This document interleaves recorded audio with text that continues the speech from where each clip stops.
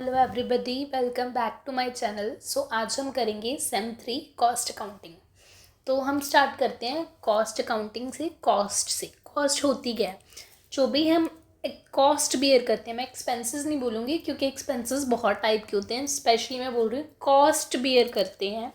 किसी भी चीज़ को सेटअप करते हैं हम, ना कोई कॉस्ट बियर करनी पड़ती है। किसी चीज़ को स्टार्टअप करने के लिए हम जो एक्सपेंसेस नहीं करते, सिर्फ कॉस्ट अकर होती है हमारी। मतलब कि जो हम खर्चा करते हैं अपना किसी चीज़ को लेने पे, सेटअप करने पे, मटेरियल्स को परचेज़ करने पे, लेबर को लगाने पे कि वो काम करेगी, या फिर कोई हमारे एक्सपेंसेस होते हैं जिसमें हमारा कोई प्रॉफिट इंक्लूड नहीं होता, हमारी कोई सेल इंक्लूड नहीं होती, तो उसको हम बोलते हैं कॉस्ट। कॉस्ट मेनली सिर्फ हमारा खर्चा, उसमें मैं कुछ और चीज़ की बात नहीं कर रही। अब जो मटेरियल होते हैं, कॉस्ट के एलिमेंट क्या है? हम अगर खर्चा करेंगे किन चीज़ों पे करेंगे? मटेरियल पे करेंगे, लेबर पे करेंगे, या हमारे जो छोटे मोटे और एक्सपेंसेस होते हैं, any other expenses at a big level also, तो हम उन पे करते हैं। जो मटेरियल होता है, डायरेक्ट मटेरियल होते हैं और इनडायरेक्ट मटेरियल होते हैं। तो what is the direct material? Direct material होता है जो कि हम डायरेक्टली मटेरियल को यूज़ करते हैं ना, किसी को प्रोडक्ट को बनाने के लिए। किसी भी, अब मैंने एक, जैसे कि मेरा फर्नीचर का, मेरी फैक्ट्री है, तो मेरे को वुड चाहिए फर्नीचर बनाने के लिए। तो वुड जो है ना, मेरा डायरेक्ट मटेरियल है कि मेरे को वुड चाहिए फर्नीचर बनाने के लिए। शूज़ बनाने के लिए लेदर चाहिए, जो मेरा डायरेक्ट मटेरियल है, उस पर मैं क्या करूँगी? कॉस्ट करूँगी, है ना। उसके बाद जो मेरी सीधी सीधी क्या होती है, फिर वो प्रोडक्ट कॉस्ट होती है।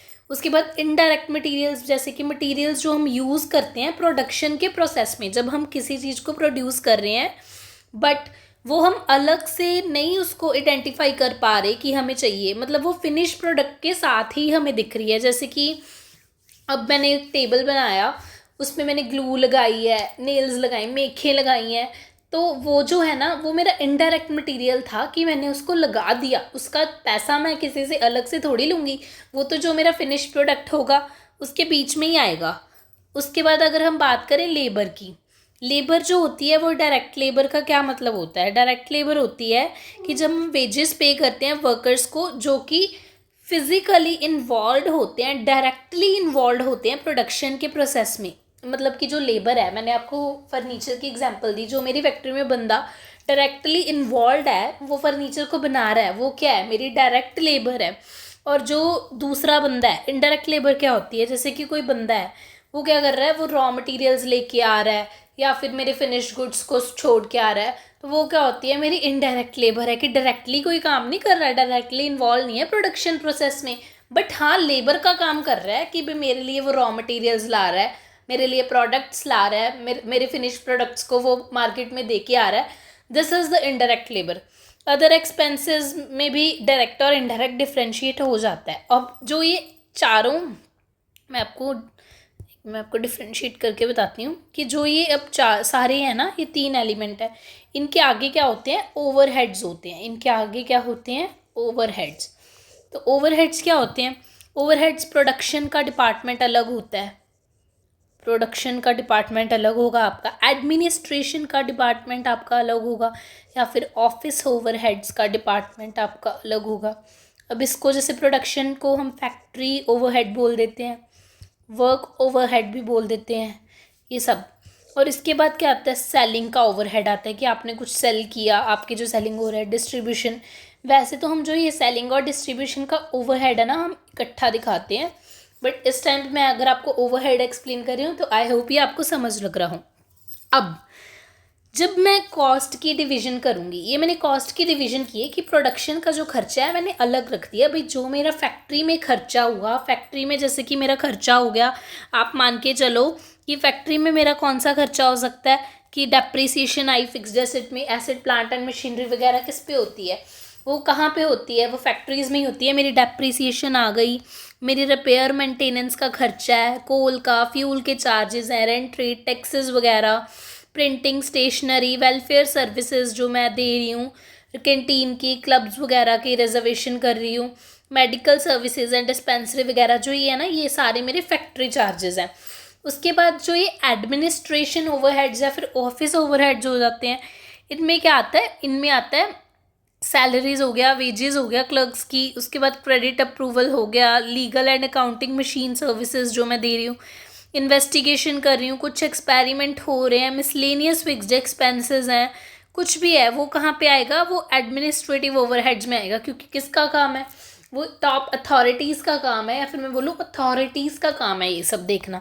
उसके बाद जो हमारा सेलिंग एंड डिस्ट्रीब्यूशन ओवरहेड्स में क्या आएगा, सेल ऑफिस के एक्सपेंसेस आ जाएंगे, वेयर हाउस के रेंट आ जाएगा, स्टाफ सैलरीज आ जाएंगी।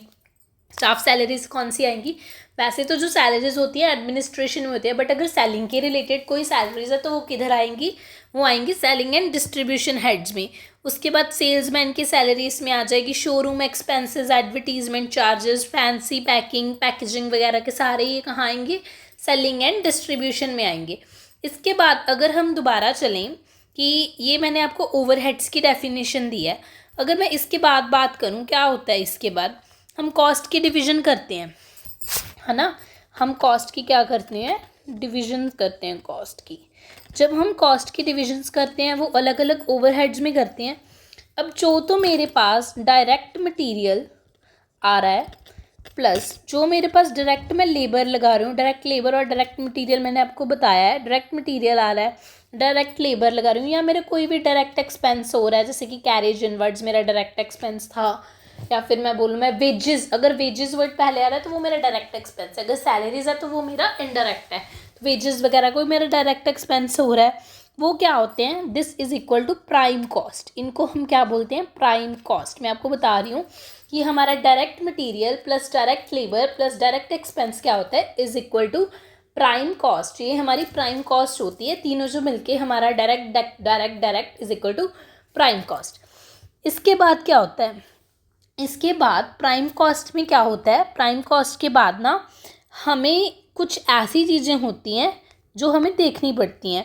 इसके बाद हम इसमें जो हमारे कॉस्ट होती है, मैन्युफैक्चरिंग ओवरहेड्स की कॉस्ट होती है, प्रोडक्शन की कॉस्ट होती है, वो सारी प्राइम कॉस्ट में ऐड होती हैं। इसके बाद आता है हमारा work in progress and all. ये सब हम जो करेंगे ना, ये सब हम करेंगे कॉस्ट शीट में। कॉस्ट शीट एक आपका full chapter, full fledge chapter है, उसमें करेंगे। और जो कॉस्ट ऑफ प्रोडक्शन होती है उसमें क्या आता है, वर्क कॉस्ट आती है। वर्क कॉस्ट क्या आता है, जब हम, इसके बाद एक टर्म है cost of production. Cost of production is equal to, एक बार आप नोट डाउन करो कि आपको याद रहे, वर्क कॉस्ट, वर्क कॉस्ट, हाँ ये सही है, प्लस एडमिनिस्ट्रेटिव ओवरहेड। और जो ये यहाँ पे लिखो, एक पॉइंट मिस हो गया, work, I will change pen, work of factory cost is equal to prime cost plus work और फैक्ट्री ओवरहेड्स। आई होप अब आपको समझ आ रहा हो। इसके बाद हमारी आ जाती है cost of production. Cost of, देखो मैंने आपको बताया direct material, direct labour plus direct expense क्या होता है, प्राइम कॉस्ट होता है। फिर प्राइम कॉस्ट में जब हम अपना जो फैक्ट्री या फिर मैन्युफैक्चरिंग ओवरहेड्स के एक्सपेंसेस को प्लस करते हैं तो वो क्या आ जाता है, हमारा वर्क या फिर फैक्ट्री कॉस्ट आ जाता है।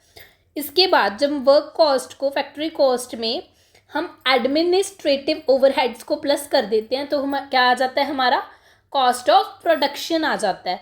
फिर जब हम कॉस्ट ऑफ प्रोडक्शन में क्या करते हैं, टोटल कॉस्ट आएगा, और कॉस्ट ऑफ सेल्स बोलते हैं जिसको।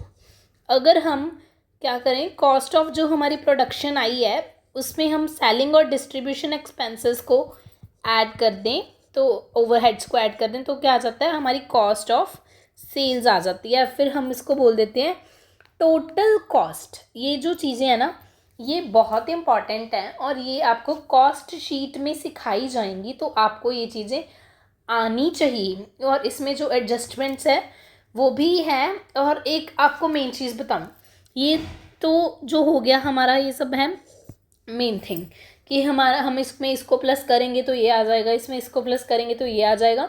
या आपके फॉर्मेट में पार्ट है, मैंने एक बार आपको बता दिया है कि अगर direct material, direct labour, direct expense को तीनों को प्लस करते हैं तो हमारी प्राइम कॉस्ट आती है। प्राइम कॉस्ट में अगर हम अपने वर्क या फैक्ट्री ओवरहेड्स को प्लस करेंगे तो फैक्ट्री कॉस्ट, उसमें अगर हम कर देंगे, या फिर वर्क कॉस्ट, उसमें अगर एडमिनिस्ट्रेटिव ओवरहेड्स तो कॉस्ट ऑफ प्रोडक्शन।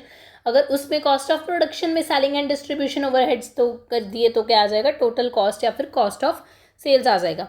बट कुछ चीज़ें ऐसी होती हैं जो हम कॉस्ट में एक्सक्लूड करते हैं, एक्सपेंसेस एक्सक्लूडेड फ्रॉम कॉस्ट। कुछ चीज़ें क्या होती हैं, ऐसी होती हैं जो हम कॉस्ट में एक्सक्लूड करते हैं, हम लिखते ही नहीं है कि इसको मानते ही नहीं है कि कॉस्ट होती है, क्योंकि वो हमारी कॉस्ट में नहीं आती, वो हमारी जो मतलब कि हम बोलते हैं एक्सपेंसेस में आ जाती है। जैसे कि प्योरली फाइनेंशियल चार्जेस होते हैं।